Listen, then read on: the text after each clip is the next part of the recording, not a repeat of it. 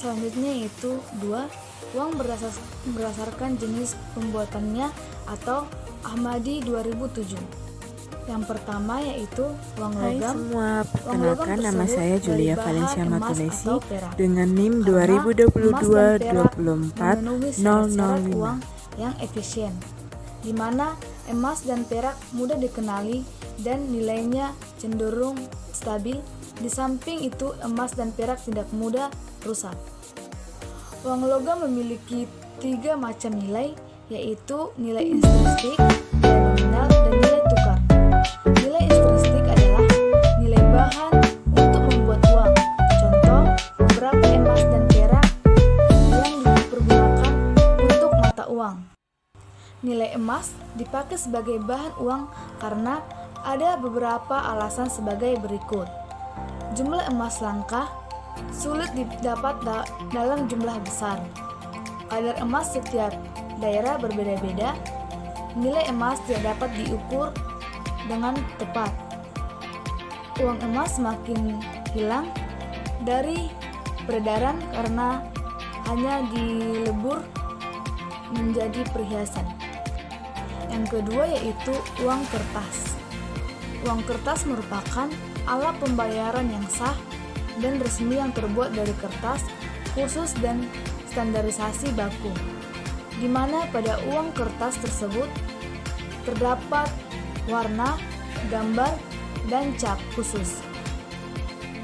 Yang ketiga yaitu uang berdasarkan nilainya atau Sudarmanto et al. 2021. Uang penuh atau fully body money. Nilai uang dikatakan menjadi uang penuh apabila nilai yang tertera di atas uang tadi sama nilainya dengan bahan yang dipakai. Dengan istilah lain, nilai nominal yang tercantum sama dengan nilai nominal. Tiga yaitu uang berdasarkan nilainya atau Sudarmanto et al. 2021. Uang penuh atau fully body money. Nilai uang dikatakan menjadi uang penuh apabila nilai yang tertera di atas uang tadi sama nilainya dengan bahan yang dipakai. Dengan istilah lain, nilai nominal dan yang tercantum sama dengan nilai intrinsik terkandung dalam uang tadi. Jika uang tersebut terbuat menurut emas, maka nilai uang itu sama dengan nilai emas yang dikandungnya. Selanjutnya itu D. Uang tanda atau token money. Uang indikasi adalah bila nilai yang tertera di atas uang yang lebih tinggi berdasarkan nilai bahan yang digunakan untuk membuat uang, atau dengan istilah lain, nilai nominal lebih besar daripada nilai intrinsik uang tersebut. Misalnya, untuk membuat Rp100.000, pemerintah mengeluarkan biaya Rp750.000.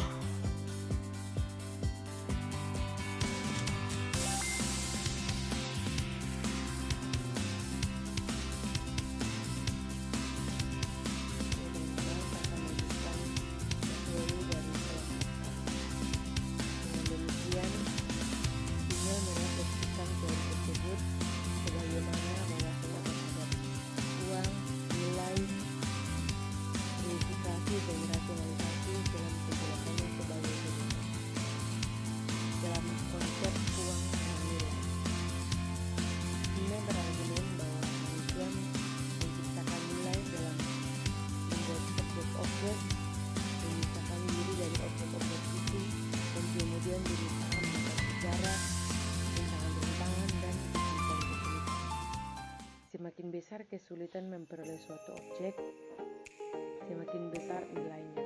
Akan tetapi, kesulitan pencapaian mempunyai suatu batas yang lebih rendah dan yang lebih tinggi. Prinsip umumnya ialah bahwa nilai benda-benda berasal dari kemampuan orang untuk menjauh jarak dirinya yang tepat dari objek-objek itu. Hal-hal yang terlalu dekat, terlalu mudah diperoleh, tidak begitu bernilai. Suatu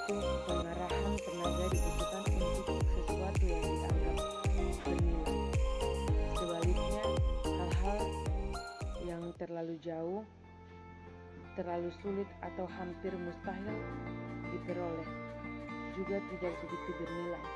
Hal-hal yang paling bernilai adalah yang tidak terlalu jauh, juga tidak terlalu dekat. Demikian orang mencoba menempatkan diri pada suatu jarak yang tepat dari objek-objek yang pasti dapat dicapai, tetapi yang tidak terlalu mudah dicapai. Kesulitan dalam memperoleh uang yang berarti kesulitan mendapatkan objek-objek itu membuat objek-objek itu bernilai bagi kita.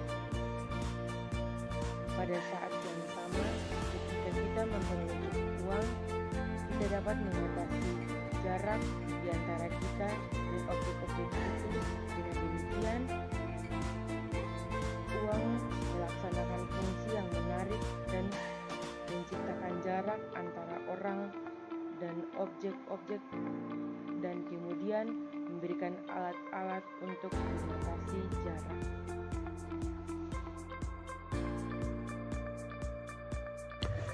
Jadi teman-teman, di sini saya akan menjelaskan bagian uang, reifikasi, dan juga rasionalisasi.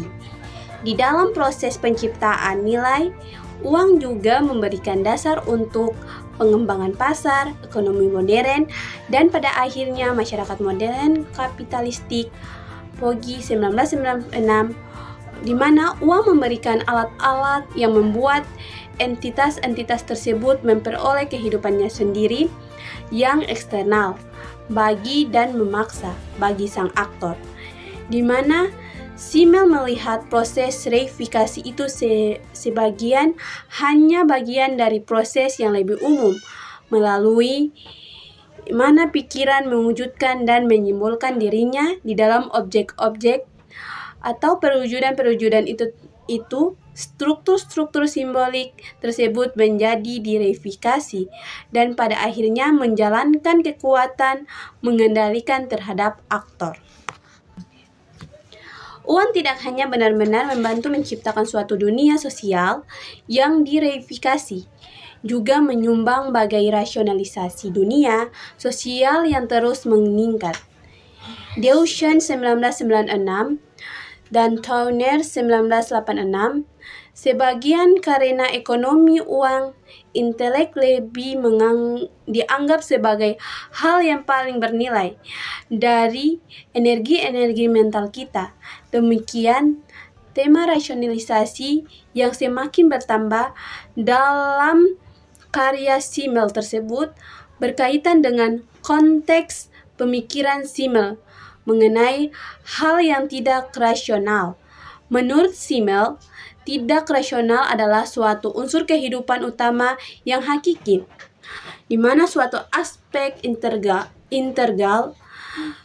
dari kemanusiaan kita, maka kemunduran yang berangsur-angsur di dalam perluasan dunia modern yang sangat tradisional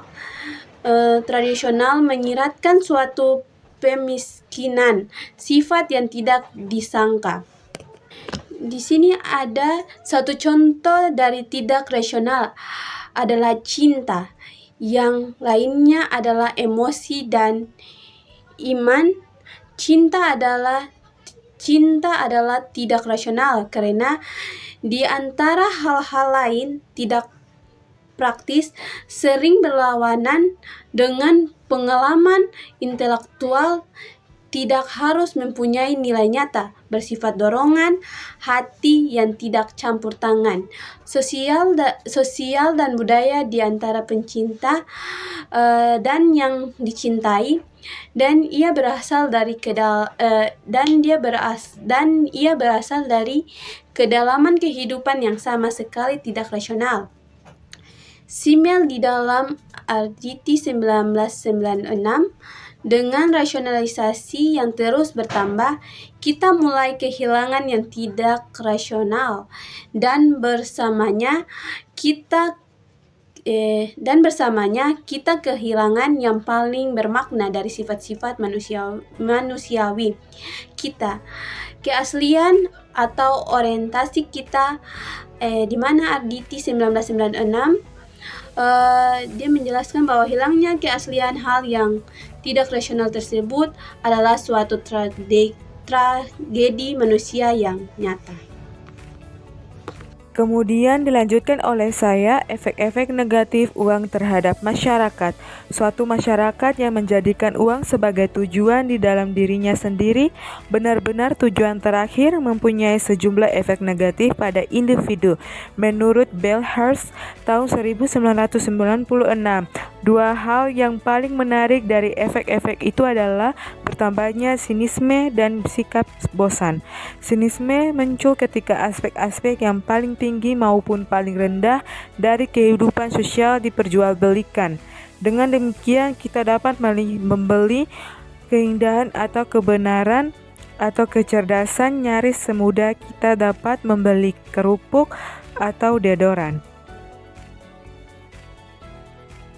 Baik, saya akan melanjutkan materi yang telah dibahas oleh teman saya Julia, di mana tragedi kebudayaan uang dalam kehidupan masyarakat.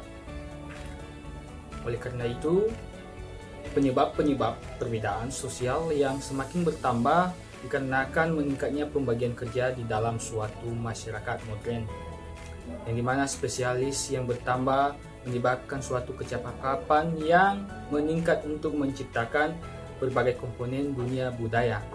Akan tetapi pada saat yang sama, sang individu yang sangat terspesialisasi kehilangan pengertian atas kebudayaan total dan kehilangan kemampuan untuk mengendalikannya. Dengan kata lain, ketika kebudayaan objektif tersebut tumbuh, kebudayaan individual terhenti, yang dimana pada individu yang sangat terspesialisasi dihadapkan dengan suatu dunia produk-produk yang semakin tertutup dan terkoneksi, yang hanya sedikit mereka kehilangan atau mereka tidak punya kendali sama sekali. Dan pada akhirnya uang telah menjadi simbol dan suatu faktor umum di dalam pengembangan cara berada yang relativistik. Uang mengizinkan kita untuk mereduksi fenomena yang paling berlainan menjadi sejumlah dolar, dan hal itu mengizinkannya dibandingkan satu sama lain, yang dengan kata lain, uang memungkinkan kita merelatifkan segala sesuatu baik dalam barang dan jasa.